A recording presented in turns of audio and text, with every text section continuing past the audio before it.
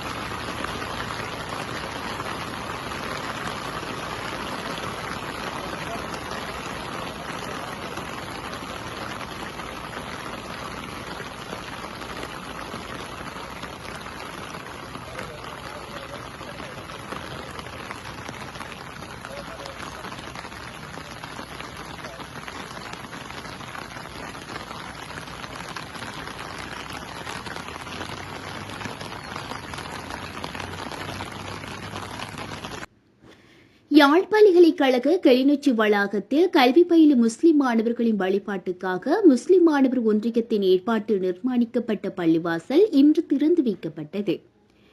திறந்து வைக்கப்பட்டதைத் தொடர்ந்து விசேட தொழுகையும் இடம்பெற்றது. குறித்த நிகழ்வில் பிரதம விருந்தினராக யாழ் பல்கலைக்கழக துணைவேந்தர் பேராசிரியர் ஸ்ரீ சத்குணராஜா கலந்து கொண்டார். குறித்த நிகழ்வில் பேராசிரியர்கள், விரிவுரையாளர்கள், மாணவர்கள் என பலரும் கலந்து கொண்டமை குறிப்பிடத்தக்கது.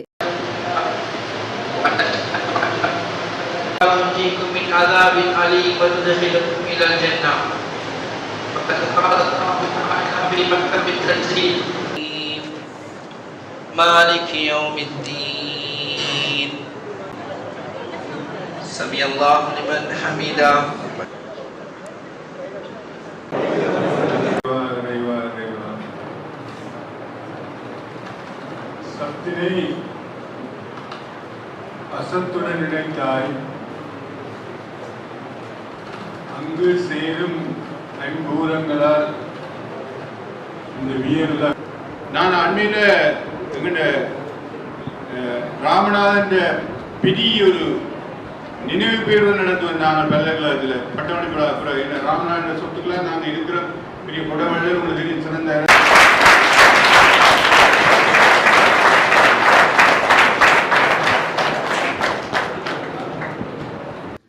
இலங்கை தமிழரசு கட்சியின் ஊடக பேச்சாளராக மட்டக்களப்பு மாவட்ட நாடாளுமன்ற உறுப்பினர் ஞானமுத்து ஸ்ரீநேசன் நியமிக்கப்பட்டுள்ளார்.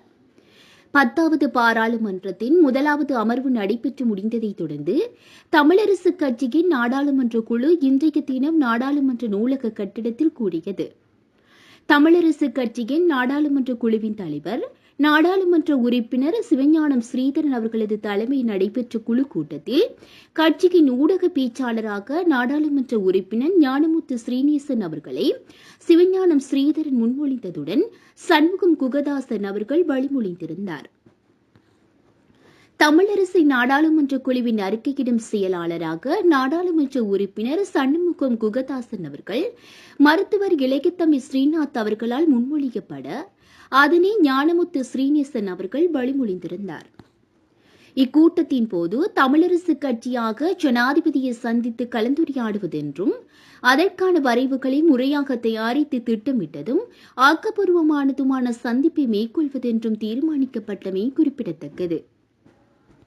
இலங்கையில் உள்ள பாடசாலைகளுக்கு மிக நீண்ட விடுமுறை வழங்கப்பட்டுள்ளதால் விடுமுறை காலத்தில் பிள்ளைகள் தொடர்பில் மிகுந்த கவனம் செலுத்த வேண்டும் என்று சுகாதாரத்துறையினர் பெற்றோர்களுக்கு எச்சரிக்கை விடுத்துள்ளனர். அனைத்து பாடசாலைகளினதும் 3ஆம் தவணையின் 1ஆம் கட்ட கற்றல் நடவடிக்கைகள் இன்றுடன் நிறைவு பெறுவதுடன் 3ஆம் தவணையின் 2ஆம் கட்ட கற்றல் நடவடிக்கைகள் எதிர்வரும் ஜனவரி மாதம் 2ஆம் தேதி ஆரம்பமாகும். இதன்படி எதிர்வரும் ஜனவரி மாதம் 2ஆம் தேதிக்கு பாடசாலைகள் கல்வி நடவடிக்கைகளுக்காக மீள திறக்கப்படும். இவ்வாறான சந்தர்ப்பத்தில் பல பிள்ளைகள் விடுமுறை நாட்களில் வீடுகளுக்குள்ளேயே முடங்கி கிடக்கிறார்கள். மேலும் டிஜிட்டல் திரைகளின் பயன்பாட்டிற்கு அடிமையாகியுள்ளனர். இதனால் உளவிய சமூக சூழலை இழந்து பிள்ளைகள் மன உளைச்சலுக்கு ஆளாகும் அபாயம் உள்ளதாக சுகாதாரத்துறையினர் சுட்டிக்காட்டுகின்றனர். கவலை, மனச்சோர்வு மற்றும் தூக்கமின்மைக்கு சிகிச்சை பெறும் மின்னணு திரைகளுக்கு அடிமையான குழந்தைகளின் எண்ணிக்கையும் அதிகரித்துள்ளது. மேலும் பல பிள்ளைகள் தவறான இணையதள பாவனையில் ஈடுபடுவதாகவும் கூறப்படுகிறது.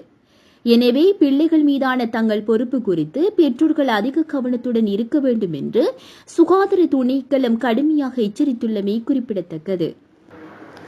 கிளிநொச்சியில் மரபுசார் உணவு திருவிழா இன்று காலை 10 மணிக்கு வாரூட் நிறுவனத்தின் ஏற்பாட்டில் கிளிநொச்சி பசுமை பூங்கா வளாகத்தில் ஆரம்பித்து வைக்கப்பட்டது.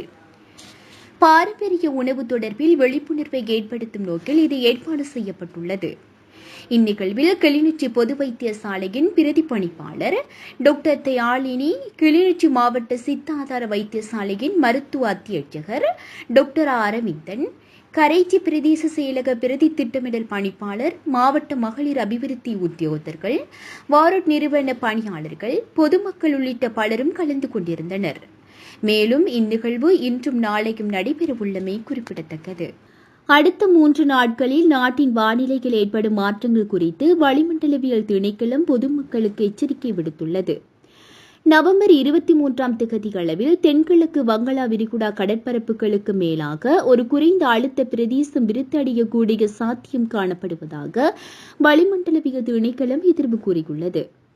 அதன்பின் அடுத்த 2 நாட்களில் அது தென்மேற்கு வங்களா விரிகுடா கடற்பரப்புகளுக்கு மேலாக ஒரு தாளமுக்கமாக வலுவடையக்கூடிய சாத்தியம் காணப்படுகின்றது எனவும் திணைக்களம் தெரிவித்துள்ளது. இவ்விடயம் தொடர்பாக விடுக்கப்படும் எச்சரிக்கைகள் குறித்து பொதுமக்கள் கவனம் செலுத்துமாறு கேட்டுக் கொள்ளப்பட்டுள்ளது. மேலும் வடக்கு, வடமத்திய மற்றும் கிழக்கு மாகாணங்களிலும் மாத்தளை மாவட்டத்திலும் அவ்வப்போது மழைக்கு அல்லது இடியுடன் கூடிய மழையோ பெய்யக்கூடிய சாத்தியம் காணப்படுகின்றமை குறிப்பிடத்தக்கது. அமெரிக்காவின் குற்றச்சாட்டை தொடர்ந்து இந்திய அத்தானி நிறுவனத்துடனான அதிகார ஒப்பந்தம் குறித்து இலங்கை விழிப்புடன் இருக்க வேண்டும் என நிபுணர்கள் வலியுறுத்தியுள்ளனர்.